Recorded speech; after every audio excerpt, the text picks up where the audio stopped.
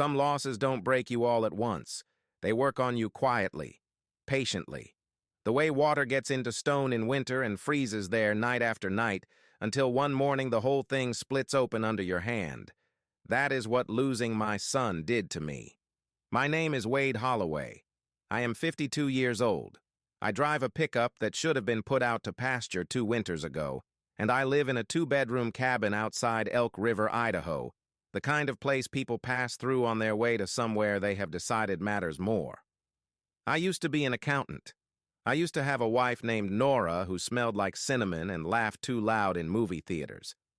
I used to have a son named Luke who was 17 years old, smarter than he had any right to be, and absolutely terrible at snowboarding. That last part matters. Remember it. It was a school trip, Granite Ridge Summit, 41 kids, 4 chaperones, 1 mountain. And somewhere between the second run of the day and lunch, Luke Holloway ceased to exist. No body, no note, no goodbye.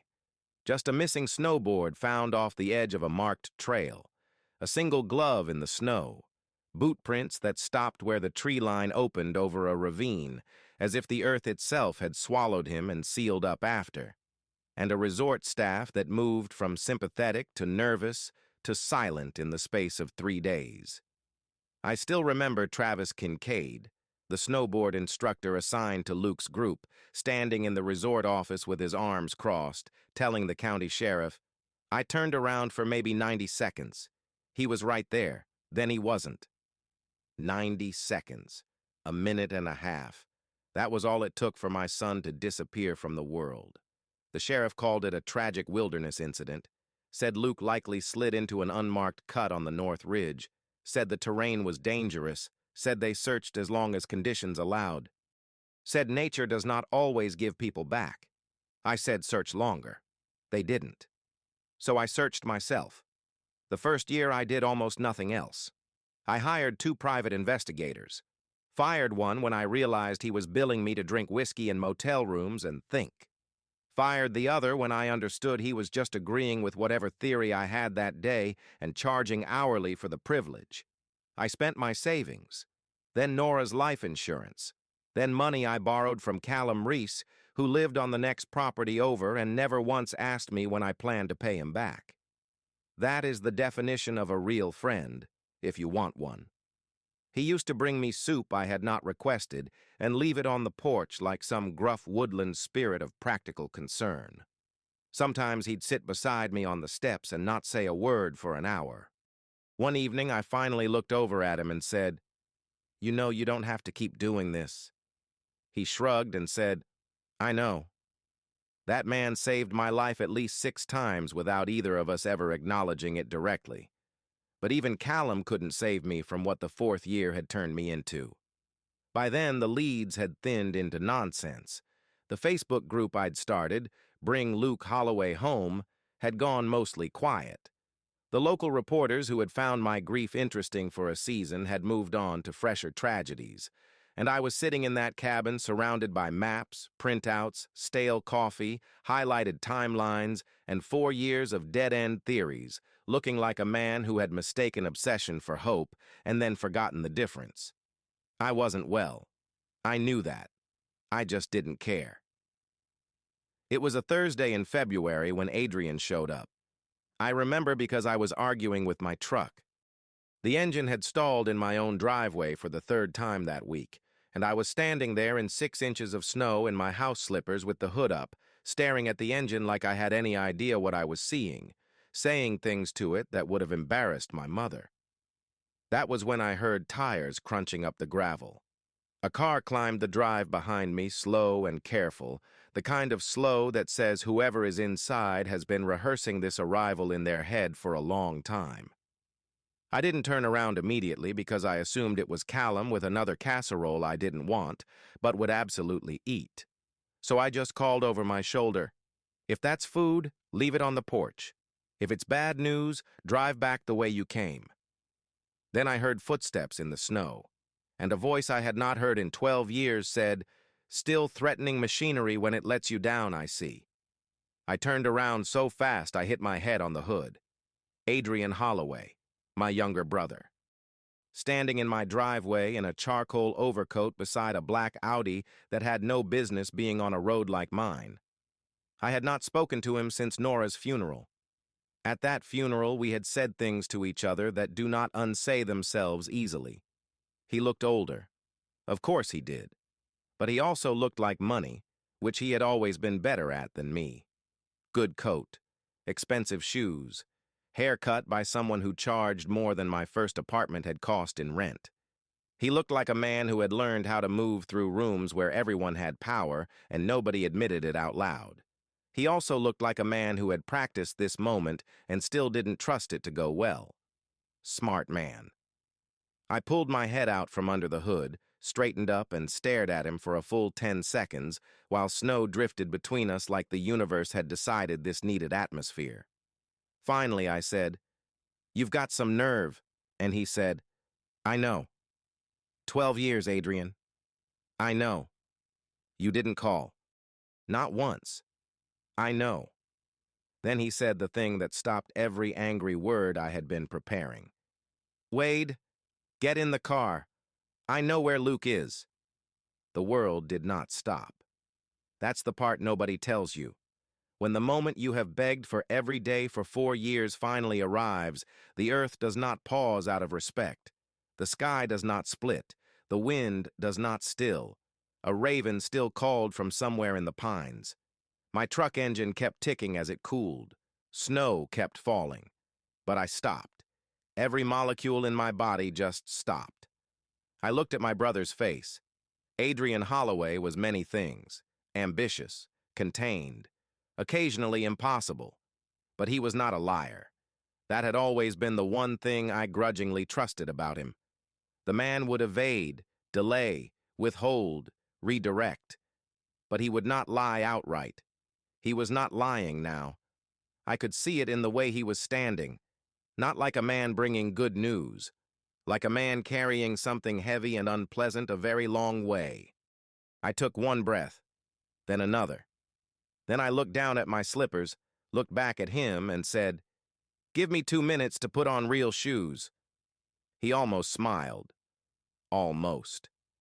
"Take 3, he said. "It's a long drive." I went inside, pulled on boots, grabbed my heavy jacket, and took the one thing I had never stopped keeping near the door.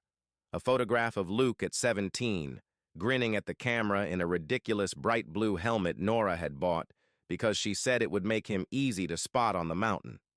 Easy to spot. I put the photograph in my inside pocket, right over my heart, and walked back out to Adrian's car.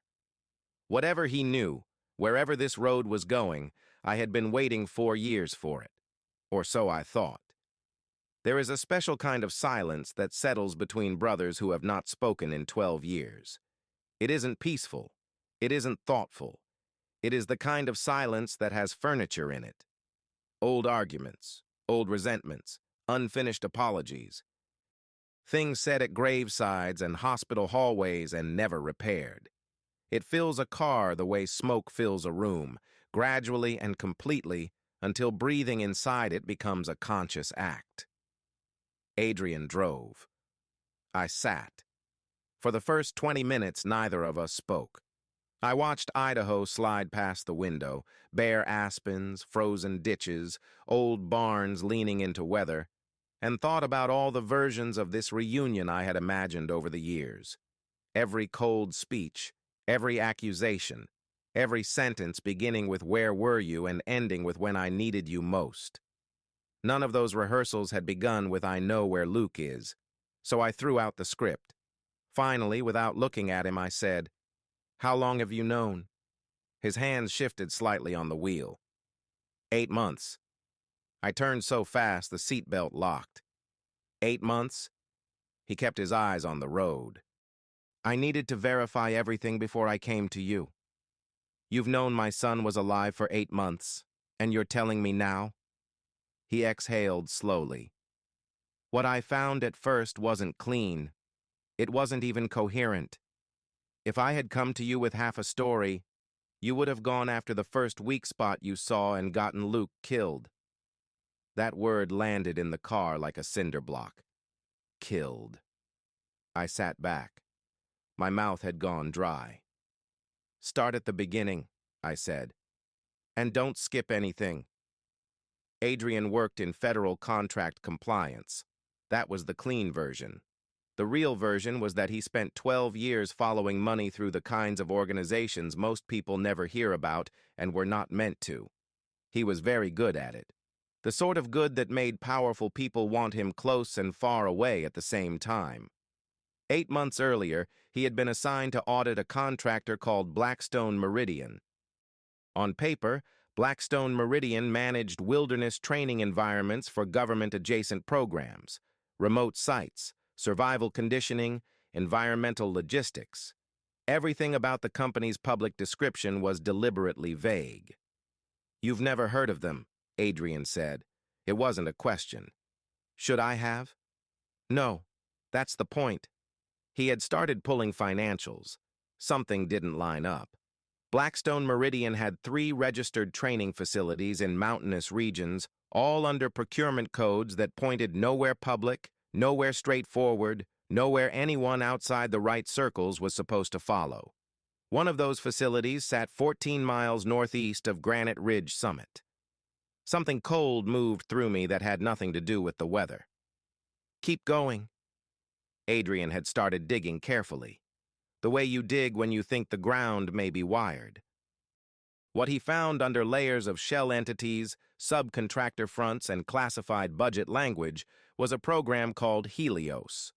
On paper, Helios was a remote conditioning and cognitive resilience initiative designed to train highly adaptable young field assets for long-duration operations in extreme environments. In English, I said. He glanced at me. They selected teenagers, high-performing ones, smart, athletic, self-contained, kids with strong endurance markers, kids who could survive hardship and be molded. Molded into what? Whatever the program needed. I kept my eyes on the windshield. How did my son end up on their list?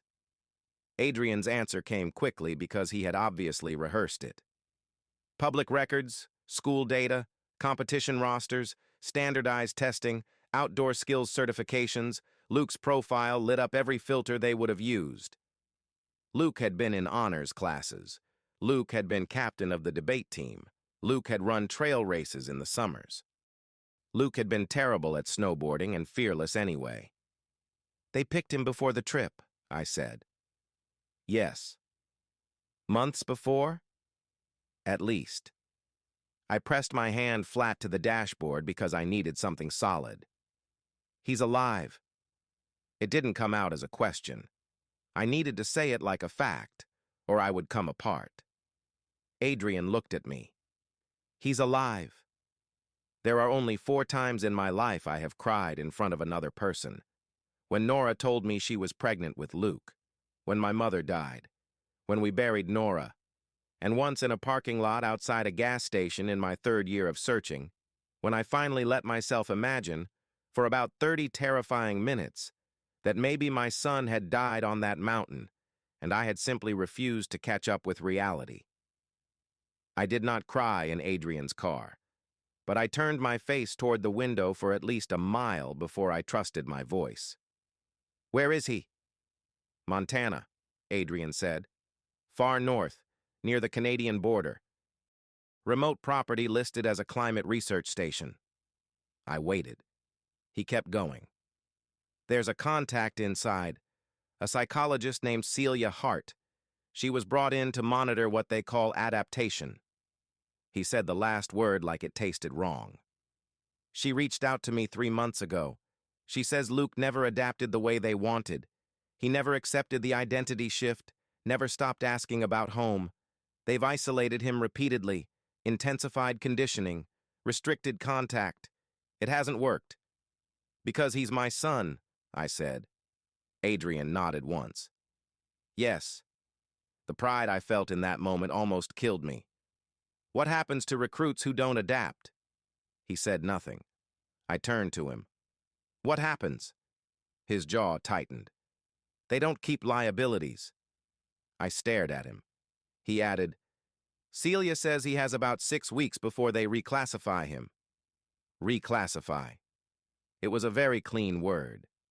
Yes, I understood exactly what it meant. I looked out at the road again. How many days are left? 42 now, Adrian said. When Celia first confirmed it, there were 60. 42 days. 4 years of not knowing. And suddenly time had become measurable again. How do we get him? We're driving to Taos first, Adrian said. Celia is meeting us there tonight. Why Taos? She said it was the furthest she could get without setting off alarms. She took personal leave 4 days ago. Told the program director she needed time away. He gave her a week. Program director. Name is Darius Vane. I stored that one. Same way I stored every other name connected to my son's disappearance. Darkly. Permanently. So she's the plan. She's the beginning of the plan, Adrian said. She has maps, schedules, blind spots, staff counts. She knows where Luke is housed. I nodded once. Then I asked the question that had been moving around the car since we left my driveway. Why did you come to me? He kept both hands on the wheel. You could have gone to federal investigators, a senator, the press, somebody with actual reach. I did some of that already, he said. That's not what I mean. He was quiet for a while. Then he said, because he isn't my son, Wade.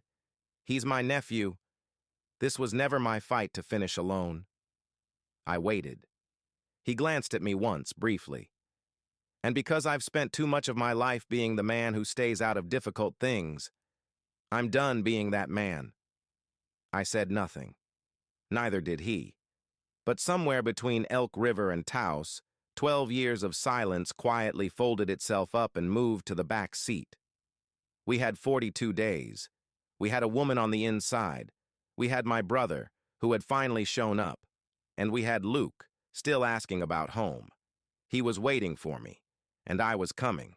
Celia Hart was waiting for us in a motel room in Taos with maps spread across the bedspread and a legal pad covered in block handwriting so neat it looked typeset. I need you to understand this woman clearly because she mattered.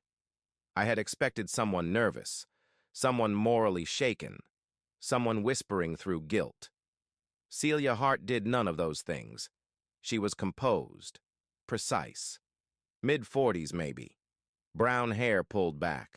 Eyes that had clearly watched too much and finally stopped pretending any of it was justifiable. She spoke the way surgeons probably speak right before they cut. Clean sentences. No wasted words. When Adrian introduced us, she shook my hand and looked me straight in the eye. Your son has your jawline, she said. I thought you should know that immediately. I had to look up at the ceiling for a second. Thank you, I said. Then she nodded and got to work. The Helios facility sat on 420 acres of forest land in northern Montana, one main access road, one monitored gate, 7 structures, administrative building, 2 barracks, training complex, medical unit, equipment storage, and what Celia referred to as the correction wing. That last one was where they put recruits who had failed to submit completely. Luke had been in the correction wing for 22 days. Darius Vane ran the site. Former military, obsessed with order. Staffed by 24 people total, 14 of whom handled security or training. Everyone vetted. Everyone signed into enough secrecy to bury the truth several times over. How do we get in? Adrian asked.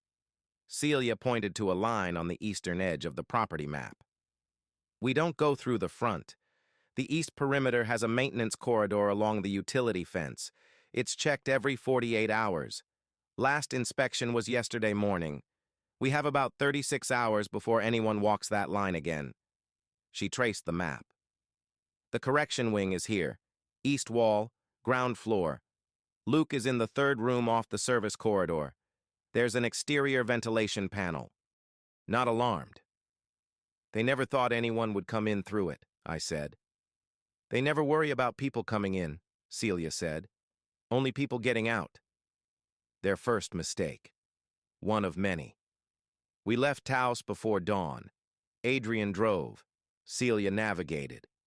I sat in the back seat with Luke's photograph in my hand and a different kind of silence in my chest now. Not the heavy kind, the loaded kind. We drove through New Mexico, Colorado, Wyoming, then up into Montana on little sleep and bad coffee, and the sort of purpose that makes food feel optional even when it isn't. Adrian handed me a sandwich somewhere south of Casper, and I looked at it like it had personally offended me. You need to eat. I need my son. You can do both. I ate it. It was terrible. I said nothing because he was right and I was trying very hard for once in my life not to become a cliché of male stubbornness on a rescue mission. We parked on a logging road about half a mile east of the Helios boundary just after sundown the next day. The cold there was a different species of cold. Dry, deep, serious. The three of us finished the last stretch on foot through knee-deep snow and lodgepole pine. Every snapped twig sounded to me like a rifle shot. My hands were numb inside my gloves. My heartbeat had become a separate weather system. I want to be honest about that. I was afraid. Not the kind of fear that sends a man backward. The kind that strips him down to function. By the time Celia found the maintenance fence exactly where she said it would be, I had crossed over into that hard, narrow state where you are no longer thinking in feelings. Just sequence, fence, brush, panel, room, sun. Celia knelt by the east wall and tapped the vent cover. Third room, she whispered. No lock on the outside. They rely on compliance at this stage. I crouched beside Adrian while he worked the screws free with a multi-tool. What about Vane? Administrative building, Celia said. Night review shift, unless something draws him out. I made a note of that. Then the panel came free. The crawl space beyond was just large enough for a man to make himself smaller. The corridor inside was dim and smelled like industrial cleaner and stale air and something human that had been stripped of all comfort. We moved left. First door, second door, third. I put my hand flat against it, took one breath, then pushed it open. The room was small, a cot, a desk bolted to the wall, one narrow window, and sitting on the edge of that cot under the gray light, elbows on his knees, head bent, was my son. 21 years old now, broader in the shoulders than I remembered, hair cropped short, a pale scar along his jawline that had not been there when he left for that school trip. He looked up when the door opened with a reflexive sharpness that told me they had trained watchfulness into him and failed to train me out of him. Because the way he looked up was still Luke. I knew it before I knew anything else. He stared at me. I stared at him. 4 years of searching, maps, debt, cold coffee, bad leads, borrowed money, Callum Reese sitting on my porch with casseroles I never asked for. All of it collapsed into 4 seconds of pure, wordless disbelief. Then he said, in a voice deeper than I remembered and shakier than he wanted it to be, "Dad?" And because apparently no amount of pain can make me entirely graceful, I said, "You still look like you'd lose a fight with a ski lift." He laughed once, or maybe sobbed. I don't know. Then I broke and he broke and we met in the middle of that miserable room and I held my son for the first time in 4 years. He had grown almost to my size. I did not care. We had 7 minutes, Celia said. Luke moved immediately. No hesitation. That told me almost as much as the hug had. He had been ready for this. Maybe not for me, but for escape. He took nothing from the room. There was nothing there worth carrying. We went back through the service corridor, through the vent, through the fence line. We had nearly reached the trees when the exterior floodlights snapped on behind us and lit the snow blue-white. "Run," Celia said. So we ran. Here is the part where I tell you about the revenge. Not the fantasy version, not fire, not fists, not me walking into that administrative building and introducing Darius Vane to the accumulated consequences of 4 years without my son. We did something better.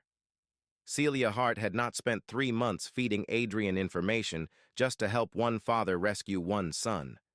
She had spent those 3 months building a case, every memo she could pull, every training roster, every psych report, every medical log, every internal communication, every procurement code linked to every shell company. She had copied it all, encrypted it, segmented it, stored it on a drive sewn into the lining of her winter coat for 11 weeks. That drive went to 3 places the morning after we got Luke out. A federal investigator, Adrian, had been cultivating quietly for more than a year. A journalist at a national outlet who specialized in contractor abuse and clandestine federal overreach. And a senator on the Armed Services Committee who had already been asking uncomfortable questions about Blackstone Meridian's budget codes and getting stonewalled. They could ignore one complaint. They could not ignore all 3. Within 72 hours, Helios was under formal investigation. Within 3 weeks, the Montana facility was raided. Darius Vane was arrested on a Monday morning. I know because Celia sent one message when it happened. Done. 13 other young people were recovered from that facility. I will not describe their reunions. Those belong to other families, not to me. But I followed every case that made its way into public record. I wrote down every one of their names. I still have that list. Blackstone Meridian was dissolved by court order 5 months later. Every executive who had signed off on Helios, every administrator who had approved the selection criteria, every man and woman who sat in a conference room and decided to take children and call it strategic development ended up facing charges. It was not quick justice. It was not cinematic justice. It was the slow, grinding, paper-heavy kind that doesn't make thrilling television, but has the enormous advantage of permanence. That was enough for me. Callum Reese cried when we pulled into Elk River. Actually cried, which I never expected, and which he immediately denied. "Snow got in my eyes," he said. "It's June," Luke said. Callum pointed at him. "I don't know you well enough yet for that tone." Luke grinned, and I need to tell you about that grin because it mattered. It was the same grin. 4 years gone, different clothes, different scars, a correction wing in northern Montana, a whole machine built to erase him. And the grin was still there. Nora's grin. His grin. The exact expression that used to get him out of trouble at 13 and had once convinced his mother to let him adopt a dog neither of us wanted. Some things, it turns out, they cannot take. Adrian stayed 2 weeks. On the last night, we sat on my porch with a bottle of whiskey neither of us would normally buy and let the evening come down around us. The same porch where Callum had sat silent so many nights through 4 years of not knowing. The same porch where I had almost forgotten what it felt like to breathe without effort.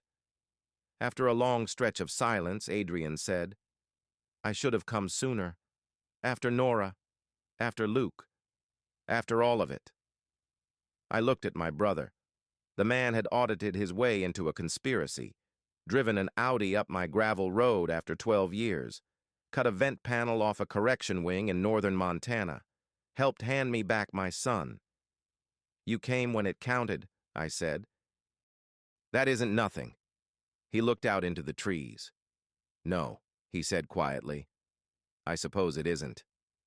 Luke stayed close the first month, not clinging, just orbiting, the way a body relearns gravity after being flung too far from home.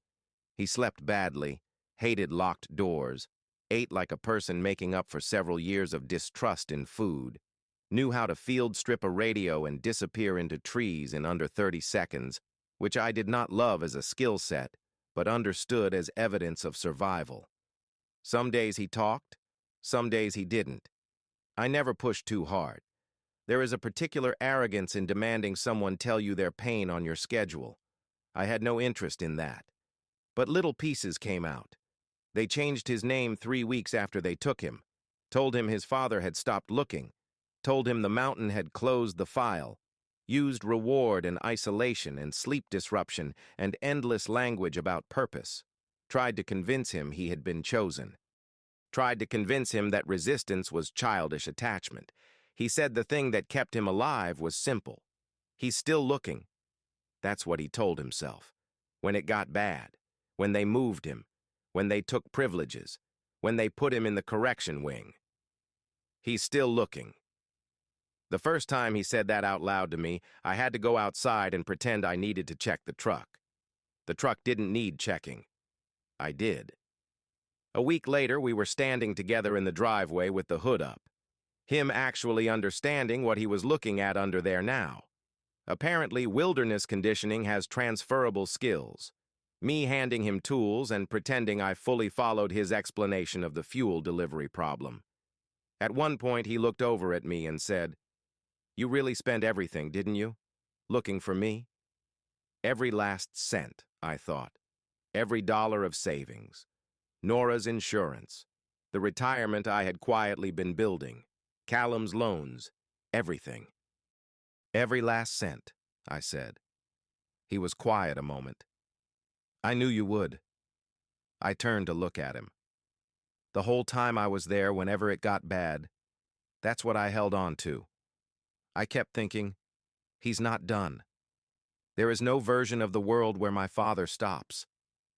That nearly undid me more than the rescue had. I set the wrench down on the truck frame and looked at my son standing in the Idaho spring sunlight, taller than he had any right to be, carrying 4 years in his shoulders and still somehow still himself. "Luke," I said. He looked at me. "There is no version of this world where I stop." He held my eyes a long time. Then that grin spread across his face. Nora's grin. His grin, the one they could not take. And he handed me the wrench back and said, "Then hold that while I show you what's actually wrong with this truck. Some losses don't break you all at once, but sometimes what comes back doesn't arrive all at once either.